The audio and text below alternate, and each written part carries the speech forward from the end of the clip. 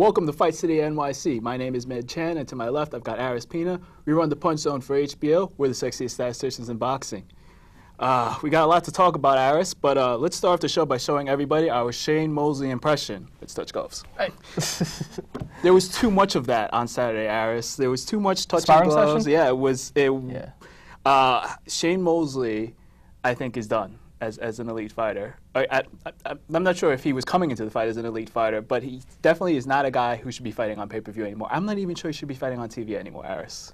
You know, Shane Mosley's had an amazing career. He's been around since the early 90s. He's a future Hall of Famer, obviously. I mean, look at the line of work he's done. But it's obvious that he's past his prime now, way past his prime.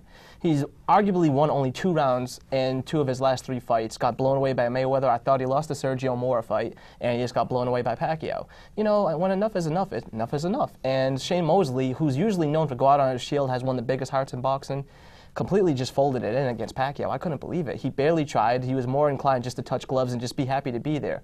You know, the Ring magazine has an award at the end of its year for their unofficial official awards called Just Happy to Be There Award, and Shane Mosley just won that without a doubt. I mean, after he got dropped in the 3rd round, he had nothing left and just ran around. And Pacquiao, you can see the frustration on his face. But it is what it is.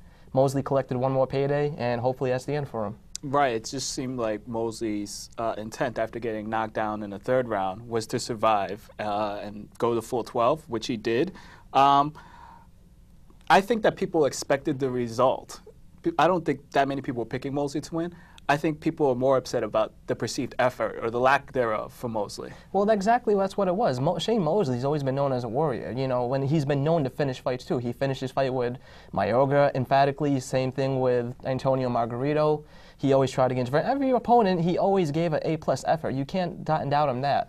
And with this last fight, it was almost just like, I'm here to collect my payday. I'm in with the best fighter in the world. I'm happy for that, and you know, I'm just going to phone it in. I'm at the end of my career. And he seemed fine with it. I mean, especially at the end when he made the comment saying, well, I was surprised with his power. I didn't want to get hurt anymore. That's not the Shane Mosley we grew up admiring. No, and it's hard for us to talk about it because we're not professional fighters. We're not there in the ring with Pacquiao. I've never felt his power. You haven't felt his power. It's hard, and it's easy for us to say go out on your shield, but if you're going to get paid that much money, if you're getting on pay-per-view in the biggest event of the year, if you're taking home $6 million and you go on the Boxing 360 and you tell everybody I'm going to give him a fight and I'm going to go out on my shield, and then you don't go on your shield, people are going to be disappointed. And now Mosley should hang him up. He's just tarnishing his legacy from now on.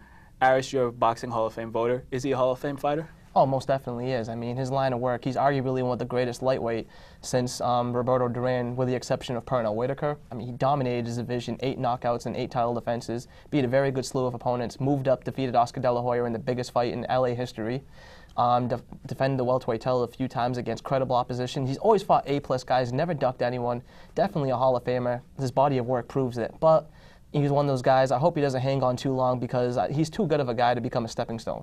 Right, and the more he fights, the more he's tarnishing his legacy, the farther he's getting from that. And he's going to become like an an Evander Holyfield, and we don't want to see that with Shane. He's too nice of a guy, too classy of a guy. Right, and let's encourage our viewers to call in. Tell us how you felt about the Pacquiao-Mosley fight and about any boxing or MMA events that you might have come across.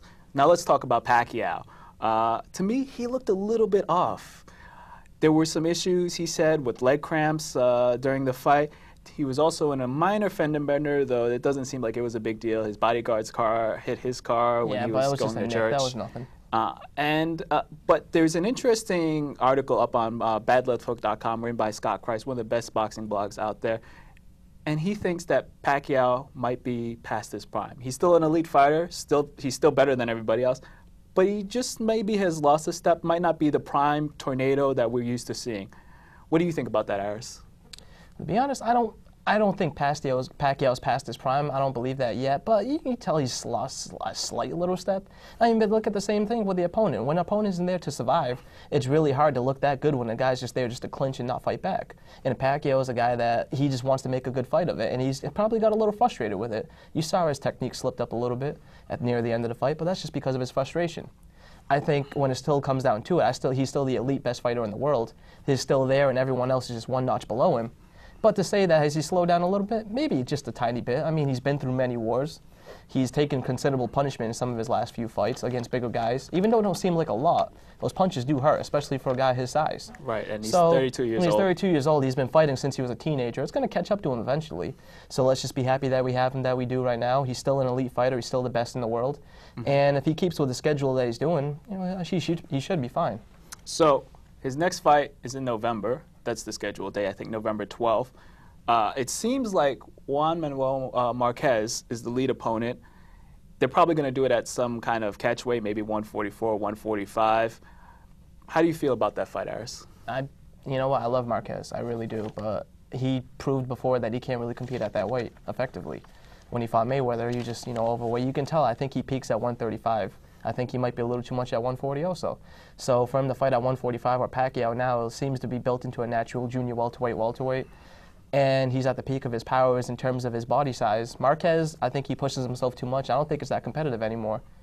And he deserves the fight. I'm not saying he doesn't. Of all the people out there, Marquez definitely deserves the fight. But do I think it's going to be that competitive? Not right now. Not at that weight. No. Not at that weight. And I don't think Marquez is the same fighter that pushed Pacquiao to the limit in totally 2008. Agree. I totally agree. And I'm happy that he might get a big payday. He's of all the fighters out there, he's one of them that deserves a big payday. I'm not sure how competitive the fight is going to be. There's another fighter that's not fighting now that we'd all love to see fight Pacquiao. He's 34 years old. Apparently he was watching Lady Gaga that night. Apparently he was, yes, he was tweeting that he was watching Lady Gaga. And if you don't know who we're talking about, it's Floyd Mayweather. And he was evidently at the Andre Berto Victor Ortiz fight. There are rumors, and I'm not going to say anything I'm not going to believe anything until there's a contract out there. There are rumors that he's in negotiations with Victor Ortiz. That's just rumors right there. Actually, no fact to the matter of that at the moment. I mean, Dan Rafael even wrote about it, saying that there's no factual confirmation on that. There's just rumors going around. Mayweather has a lot of illegal issues to deal with at the moment. He's still going through a lot of stuff outside of the ring. Once he gets that in the line, hopefully he decides to come back. I mean, you can tell what he wants about his legacy. He wants to preserve that zero as much as he can. He sees that Pacquiao is his #1 threat to that. Right. And I don't believe that Mayweather is really scared of Pacquiao as much as he's just scared of losing that zero. And he knows that Pacquiao, provides a very dangerous test. Right. So it is what it is. But you know what? Regardless, boxing's going to live on with or without that fight. Right, and I hear Paul Spadafore is getting ready, and apparently, Spadafore, Ortiz. I'm sure Glenwood Brown's going to probably come out of retirement for a fight too. Now, there's the intriguing, and this is just a lot of conjecture. Sergio Martinez can't find a fight at middleweight. He's moving. The rumor is he's moving down to junior middleweight for his next fight, which is going to be sometime in September. And there's talk about maybe Martinez versus Pacquiao, which would be a great fight. I'm not sure they would ever make that fight because Martinez is way too big for Pacquiao. Never going to happen. I'll put money on that. I don't think that fight would ever happen. Not to say that Pacquiao wouldn't take it. Of course he would. The guy fears no one. But Martinez is just too big. That's just too much, in my opinion, at least. So I don't know if I had to pick two fighters in the top three. They'd probably be in there. They will, of course. Martinez, I say, is the #2 best right now because Mayweather's not fighting. So I'm not even crazy about mythical pound-for-pound rankings, but if you're going to rank something like that, Pacquiao is #1, Martinez is #2 at the moment. Agreed. Let's talk about